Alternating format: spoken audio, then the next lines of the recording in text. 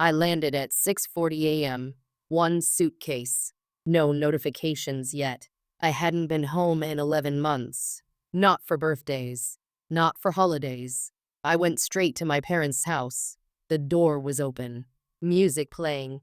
People inside. I stepped in and saw my sister, Vanessa, standing in the living room. White dress.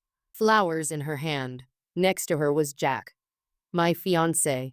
My mother clapped her hands together. Perfect timing, she said. You're finally back. My father smiled like nothing was wrong. Vanessa turned when she heard my bag roll across the floor. Oh, she said lightly. I forgot to tell you. She slid her hand into Jack's. This is my husband. The room waited for me to react. I didn't scream. I didn't ask questions. I laughed. Because the man Vanessa had just married was the same man who'd signed papers without reading the fine print. Before I tell you what happened next, drop a comment and tell me where you're watching from and what time it is right now. No one rushed to explain. They didn't need to. They were already acting like this had been decided. My mother handed Vanessa a glass. My father adjusted Jack's jacket like he was proud. Vanessa noticed me looking at the dress. Oh, she said, smiling. You weren't using it. Using it. That was how she said it. Jack cleared his throat. We didn't think you'd be back so soon. I nodded once. My mother stepped closer to me, lowered her voice. It just made sense, she said. Jack needed stability. Vanessa was here. You were away, as if I'd been on vacation, not overseas, working 14-hour days, not sending money home when they asked, not postponing my own life so theirs could stay comfortable. My father joined in. You'll land on your feet, he said. You always do. Vanessa leaned into Jack. Her ring caught the light. I hope you're happy for us, she said. Jack finally looked at me then. Just for a second.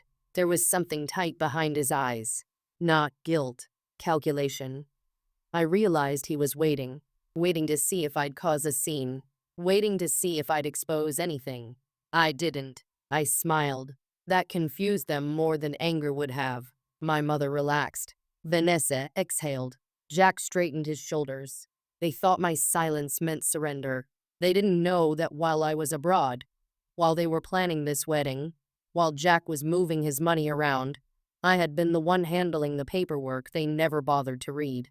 And every smile in that room was being recorded in my memory for the moment it would matter most. They kept talking like I was a guest, like I hadn't just walked into my own life wearing someone else's dress. Vanessa pulled out her phone and started scrolling through photos. The ceremony, the signing table, the smiles. Simple wedding, she said. We didn't need anything fancy. Jack nodded. Quiet. Private. Private. My father asked when they planned to move. My mother asked about grandchildren. I watched Jack's hand tighten around his glass when finances came up. That's when I knew. They thought they'd won because the wedding was done, because papers were signed, because rings were on fingers. But weddings don't matter. Documents do. I asked one question, casually. When did you file? Jack answered too fast. Last month. Vanessa looked at him, surprised, then covered it with a smile. That's right, she said, but it wasn't, because the filings I'd prepared overseas had a different date, a different name, and a clause Jack had ignored because he trusted my parents to handle things. I excused myself and went to the bathroom, locked the door, opened my email. There it was, a confirmation timestamp, still valid, still untouched. I stared at it for a long moment. Then I flushed the toilet, washed my hands, and walked back out smiling. Jack saw my face change. He frowned, because whatever he thought he'd married into wasn't what he thought it was. And whatever he'd signed was about to be enforced by people who didn't care who wore the dress. Dinner moved on without me. Plates were passed, glasses refilled, stories retold like this was a happy ending. Jack kept checking his phone. Not messages. Signal. Vanessa noticed. Everything okay? She asked sweetly. Work thing, Jack said. Lie. I recognized the look. The same one he did months earlier when I told him not to rush signatures until I was back. My mother leaned over to me. "You're being very mature about this," she said. "I was worried you'd overreact." Overreact. As if reacting was the problem. Not planning a wedding in my absence. Not using my dress. Not marrying my fiancé for money. Jack's phone buzzed again. This time, he read it. Color drained from his face. Vanessa laughed. "Who's that?" she asked. Jack didn't answer. He stood up instead, walked toward the hallway, answered the call in a low voice. I didn't follow him. I didn't need to. Because I knew who would be calling. The firm handling the overseas filings. The one I'd insisted on using because they didn't rely on family assurances. Jack came back 5 minutes later. His smile was gone. He sat down slowly. Vanessa leaned toward him. "Jack?" He shook his head once. "Barely." My father noticed the shift. "So," he said loudly, "what's next for the newlyweds?" Jack looked at me then. Really looked. Like he was seeing the version of me who hadn't been reachable for 11 months. The one who hadn't been idle. The one who'd made sure that if anyone betrayed her abroad, the consequences would wait patiently until everyone was back in the same room. Jack pushed his chair back. Not all the way, just enough to breathe. "I need a minute," he said. Vanessa followed him into the hallway. My mother started to get up. My father stopped her. "Let them talk." They talked quietly. Too quietly. I watched Jack rub his forehead, watched Vanessa's smile crack, then disappear. At one point, she grabbed his arm, hard. Jack pulled away. When they came back, Vanessa's eyes were red. Jack wouldn't sit. "What's going on?" my mother asked. Jack looked at her, then at my father. "You told me everything was handled," he said. My mother stiffened. "Of course it was." Jack shook his head. "No, it wasn't." Vanessa jumped in fast. "This isn't the time." "It is," Jack said. Everyone froze. He turned to me.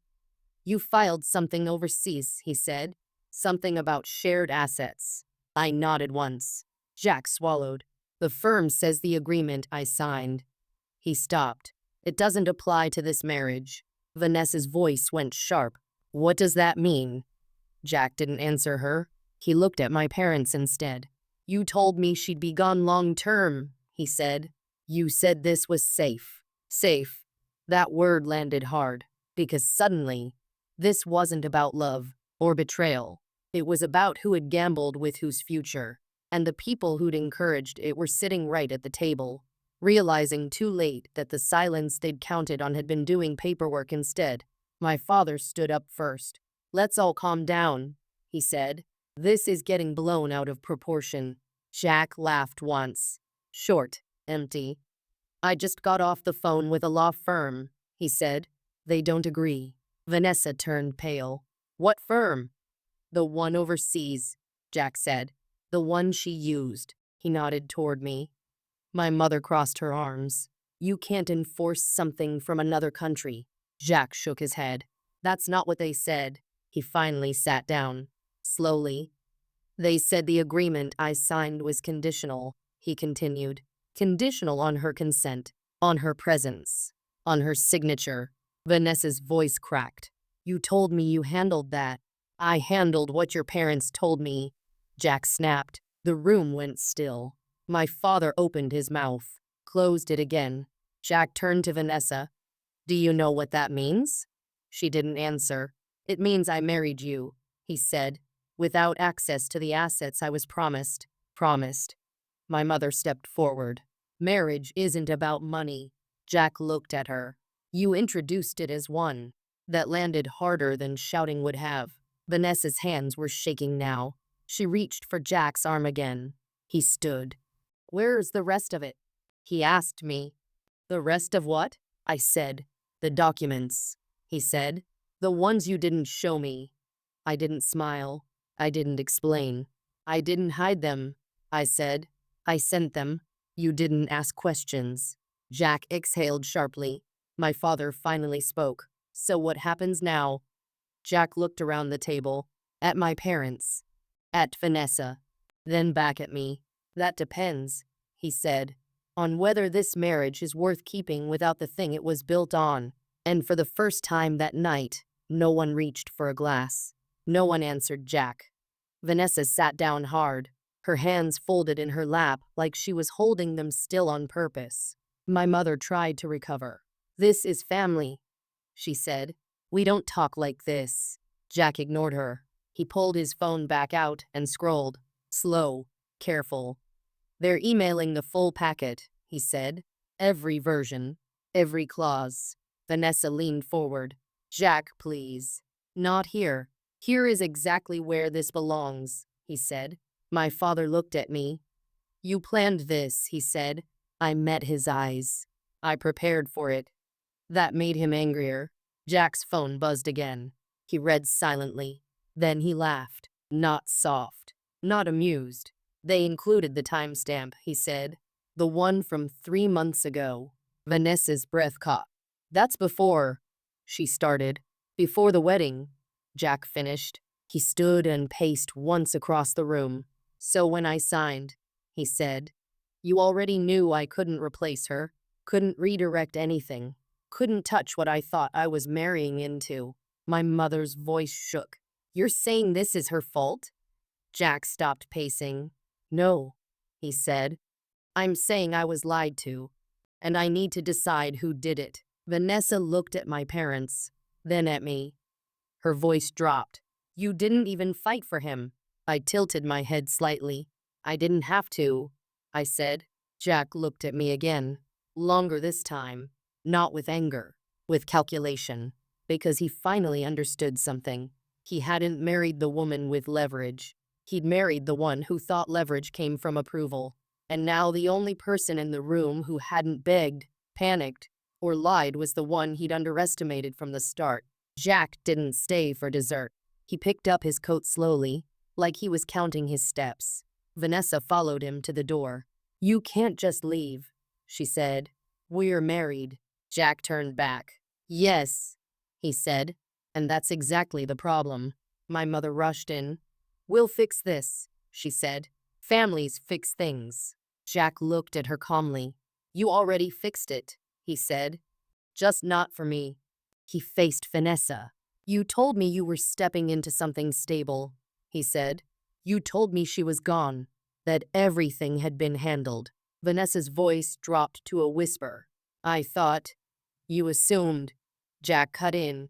"And you let me assume too." He looked at me one last time. "You knew," he said. "Yes," I answered. He nodded once. At 9:18 p.m., the door closed behind him. No slam, no drama, just finality. Vanessa slid down onto the couch. My father stared at the floor. My mother stood frozen, like the room had shifted without her. Vanessa looked up at me then. Her voice was small. "You didn't even try to stop this." I picked up my suitcase. "Why would I?" I said. "You already took everything you wanted." I rolled it toward the door. Behind me, my mother said my name. I didn't turn around, because the man Vanessa married had finally realized what the marriage cost him. And the people who approved it were about to learn that approval doesn't protect you once the paperwork starts talking. The fallout didn't wait. By morning, Jack's lawyer had called my parents. Not Vanessa. Not me. My mother paced the kitchen while my father listened on speaker. "Yes," the voice said, calm and precise. "The marriage is valid. The assumptions are not." Vanessa sat at the table, wrapped in a blanket, still wearing the ring. She kept checking her phone. No messages. No apologies. At 10:14 a.m., Jack sent one email to the family thread. "I need space. Do not contact me." That was it. At 10:47, my father finally turned to me. "You knew this would happen." I didn't answer, because knowing isn't the same as causing. Vanessa snapped. "You set him up." I looked at her. "No," I said. "I stopped protecting people who were lying for you." That landed hard. At noon, Jack's firm sent another message. "Asset review. Separation timeline. Conditions." Vanessa read it over my shoulder.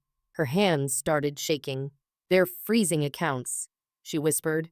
My mother sank into a chair. This isn't what we agreed to, she said. Agreed to. Like they'd signed something too.